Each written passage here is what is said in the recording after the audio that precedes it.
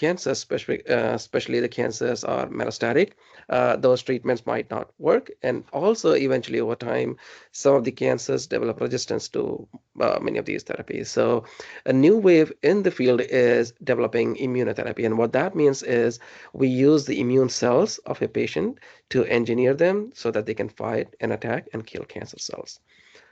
So one of the approaches in the cancer immunotherapy field is to engineer the body's adaptive immune cell, which is a T cell, and develop a chimeric antigen receptor-based therapy. So we call them CAR T cell therapy or chimeric antigen receptor T cell therapy. So what happens in this therapy is actually that a patient's blood is collected. That's where the immune cells are found.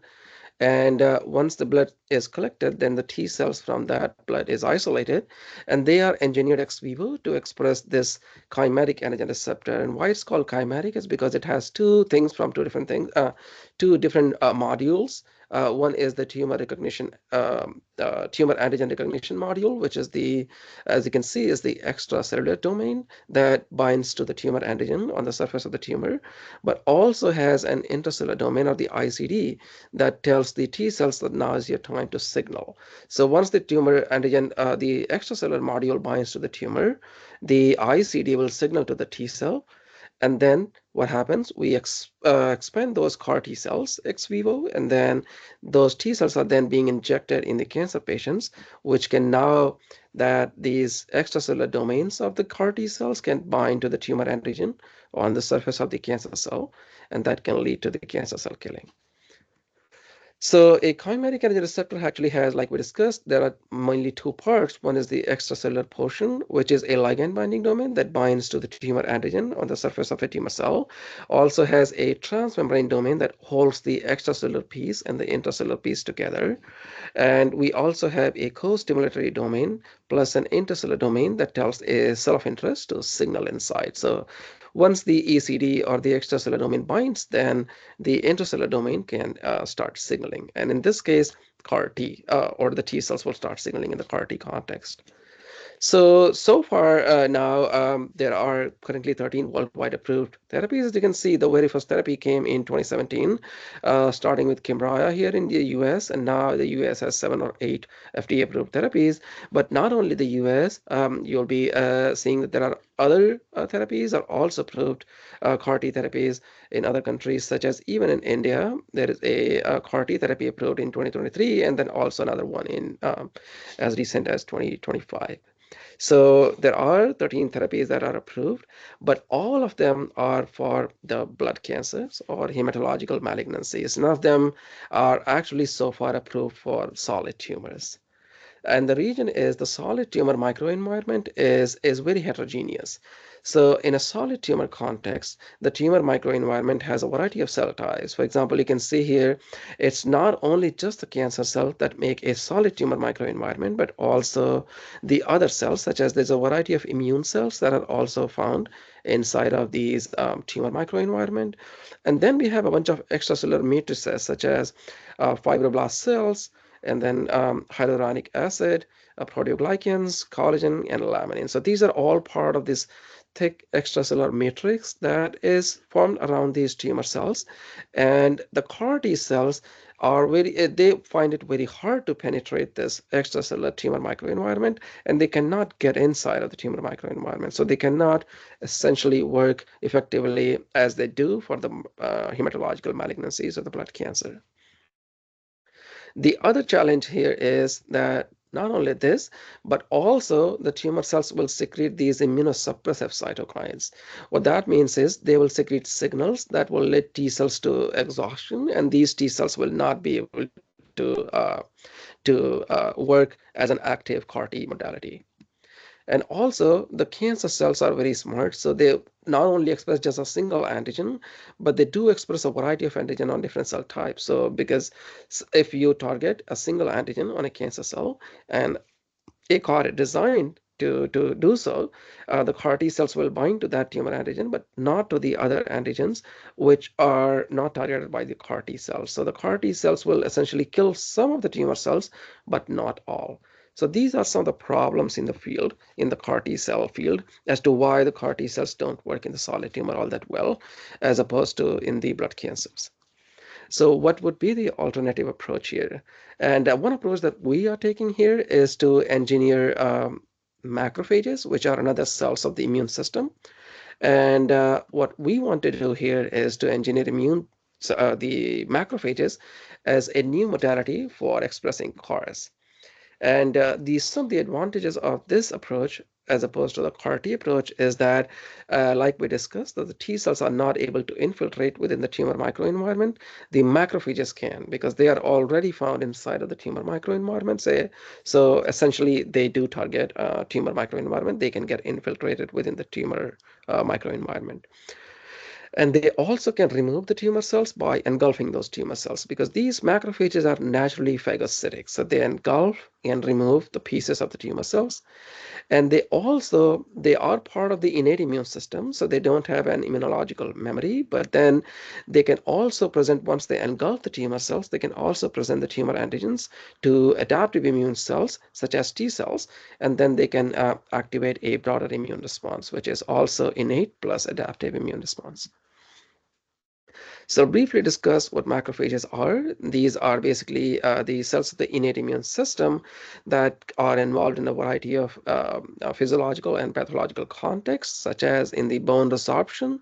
So the osteoclasts are type of the macrophages that can chew on your bone, and that can lead to, in certain conditions, that can lead to osteoarthritis or some other autoimmune diseases. They can also secrete these antimicrobial chemicals, or chemicals that can kill the bacteria. So they're are anti-pathogenic in that sense, and they can also present the antigens from any of the foreign particles to a cell of the adaptive immune system, such as T cell. And they can also clear the immune complexes within a bloodstream, such as if a antigen antibody complex is made, that antigen antibody complex can be engulfed and cleared by these macrophages. They can also help in wound healing, and they can also phagocytose any dead or debris or foreign particles. And this is the part that we'll be focusing as to how we can enhance this property of the macrophages to design them to attack and kill cancer cells. So again, why we argue that the CAR macrophages could be a better way than the CAR T is because once a tumor target is, we express, first of all, the chimeric antigen receptors, or CARs, on the surface of these macrophages. And once they engulf the tumor target, they can essentially then engulf the tumor target. Once they engulf the tumor target, they can lead to inflammatory signal within the macrophages, and that can lead to also digestion of these tumor targets that they engulf, the pieces that they engulf, and then those can be digested, and those antigens from the tumor can now be presented to the T cells. So the macrophage T cell interaction will lead to an antigen presentation by the macrophages, and they also produce cytokines that can also activate the T cells or eventually inflame the tumor microenvironment. And once the tumor is cleared, they can resolve that inflammation. So they can come in a variety of flavors, and they do have a plastic function within the tumor microenvironment. So I want to emphasize that the CAR macrophages in the human clinical trials are currently underway. And the very first clinical trial of the CAR macrophages had just been published a couple months ago. As you can see here, that paper came that a CAR macrophage therapy for HER2 positive or HER2 positive breast and ovarian cancer. Results from the phase 1 clinical trials were just out this year. And that result suggested that this therapy is safe, but it is not yet fully effective. And the reason being is that they are arguing that it could be improved if the macrophages can eat more of the cancer cells or target cells. So essentially, the problem in the field is what the macrophages are doing right now is just trying to nibble or chew onto these cancer cells in a process called phagocytosis that can partly kill the cancer cell but does not effectively lead to the tumor clearance. What we would rather want them to do is to engulf and kill the whole cancer cell. Once they do that, that can lead to an effective tumor clearance. So the major question in the field is how can we enhance that? And in addition, the cancer cells overexpress this don't eat me signal. What that means is they express the signals which are called they have either eat me signals or the don't eat me signals. So the cancer cells express a lot of don't eat me signal that can interfere with the ability of a macrophage to sense a cancer cell and kill the cancer cells. So these are the two possible ways that the cancer cells can overcome the problem of being engulfed by the macrophages. So one of the problem in the field is one of the pressing problem in the CAR macrophage field is the question as to how we can make macrophages to engulf more cancer cells efficiently. And that's where we come in the picture. And we have developed a way to make the macrophages hungrier so that they can kill more target cells. And we can also design them to kill more of the cancer cells in the process. So today I'm going to show you as to how we found this protein called RAC is involved in a process of cellular cannibalism that we discovered using a fruit fly model where expressing hyperactive RAC in these green cells lead to engulfment of these magenta cells, as you can see here. Once we have discovered that, we found that this is also true for a mouse model of a human disease, which is T-cell lymphopenia, or the loss of T cells in the process. So the macrophages in these mice actually are hyperactive and they can engulf and kill their own T cells, and that lead to the loss of T cells, and that is called T-cell lymphopenia. And then we used the macrophages from these mice to engineer them to express a chimeric antigen receptor so that can target a cancer cell and that can engulf many more cancer cells, as you can see here. And we call them RAG enhanced CAR macrophage or Race-CAR macrophage. So the role of the RAC is a small GTPase which regulates the actin cytoskeleton within a cell. And the role of the RAC was first discovered back in the 90s by this very classic paper by Ellen Hall and colleagues, where they injected this active form of RAC in a fibroblast cells. And what they see is once they inject that, these make these kind of membrane ruffles. And that ruffles basically are the dynamic structures. Those are regulated by the actin turnover. Actin is a cytoskeletal protein, and RAC is the regulator of that actin. So essentially, if a cell has to move or if a cell has to find a target to engulf or kill, those are the processes that will actually decide that process. So the RAC is involved in this process of ruffling that will help a cell move and engulf a target. So again, it's a rho GTPase. It's a small GTPase that cycles between inactive and the active form. The active form is the plasma membrane bound form in the GTP bound form. And once it is on the plasma membrane of a cell in a GTP bound form, it can bind to its downstream effectors, and that can lead to this actin polymerization and the turnover that we just saw. And that leads to this cytoskeletal dynamics during a cell migration and engulfment. So we study this role of hyperactive RAC initially in a fruit fly system in an egg chamber. And this is what I'm showing here is a fruit fly and has a pair of ovaries. These two purple organs are fruit fly ovaries. And each ovary has these developing strand of the egg chamber, as you can see here. These are developing stages of the egg chamber. And at the stage 9, there's a group of cells at this interior end, which are called border cells. And these border cells have like 2 central polar cells in the middle, but also 6 to 8 peripheral border cells. And you can see that they're all surrounded by this actin cytoskeleton. And what they do at these developing egg chambers is they will start migrating at the stage 9, and they complete their migration by the stage 10. They reach this border of the oocyte. This is that big cell here, and that is why they're called border cell, because they migrate in between these nurse cells and they reach the border of this oocyte, the big cell, and they're called border cells. So in this system of the border cells, what we can do, we can manipulate the activity of RAC and see how the cluster is moving. So initially in our lab, a postdoc had made this photoactivatable version of the RAC where you can just shine light in a part of the cell, and that will illuminate or excite that part of the cell to express hyperactive RAC. And the way we can do is by locally activating RAC by photoactivation.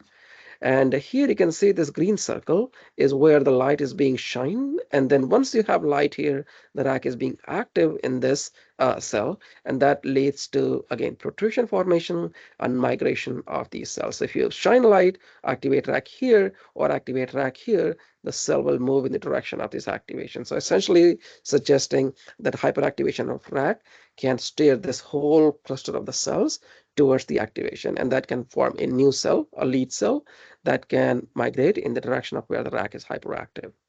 But this process is reversible. As you can see, these circles are coming and going. That means you can activate and inactivate. So it's a more kind of reversible activation of rack. You activate rack, you have actin cytoskeleton. You inactivate rack, it's reversible.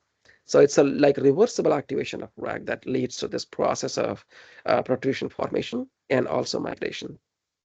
But when we activate rack always on, which is not reversible but irreversible, what we see is a different phenotype here, which means if we express rack in those clusters in the control or in the egg chambers which has only hyperactive rack in these green cells, now what we see that always on rack, what it does, rather than moving, these cells are just killing the entire egg chamber here. So the only rack is being expressed in these green cells, but then the entire egg chamber is dead.